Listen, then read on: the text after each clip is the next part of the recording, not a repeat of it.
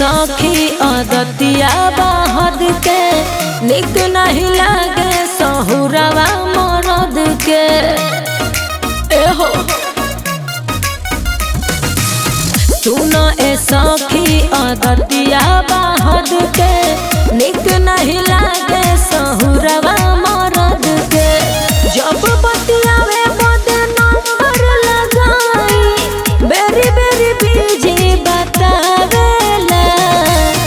आवे समझ नहीं गवना सवत से, आवे समझ नहीं गवना सवत से। होनवा पर रोज बतियावेला। आवे समझ नहीं गवना सवत से। होनवा पर रोज बतियावेला।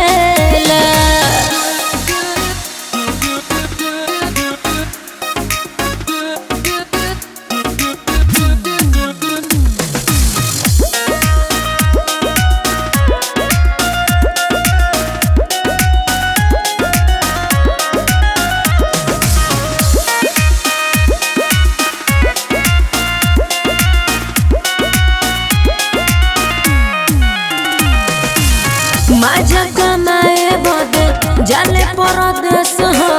के बुझी में हरी के घर में कॉलेस हो। हल चल लेवे नहीं कबहू तबेत हो। मन कर देवरे संगे चली हम रेस हो। का कही माजा कमाए बदे जाले परदेस हो। के बुझी में हरी के घर में कॉलेस हो। हाल चल लेवे नहीं कबहू तबेत से। मन कर देवरा संगे करी हम रेस हो। छोट बा देवरा वाला जाला ए सखी कब कब कोरा में आवेला। आवे समझ नहीं गवना सवत से। आवे समझ नहीं गवना सवत से। होनवा पर रोज बतियावेला। आवे समझ नहीं गवना सवत से।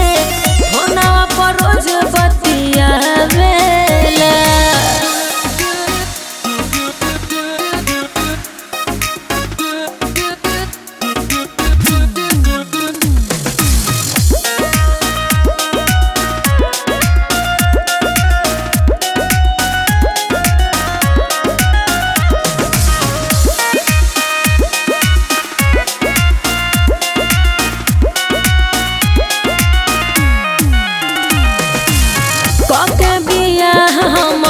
रोई पछताई भइल नसीब ना के लइका खेलाई। इनका ले निक रहे नैहर के यार हो। बचल उमर अब ओही जे बिताई। बड़ा दिक्कत होला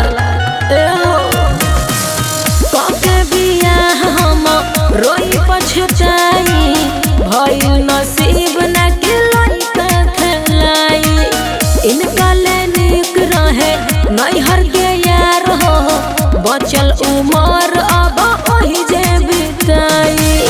कहली अजय से बिपिन से भी कहली उनके न केहू समझावेला।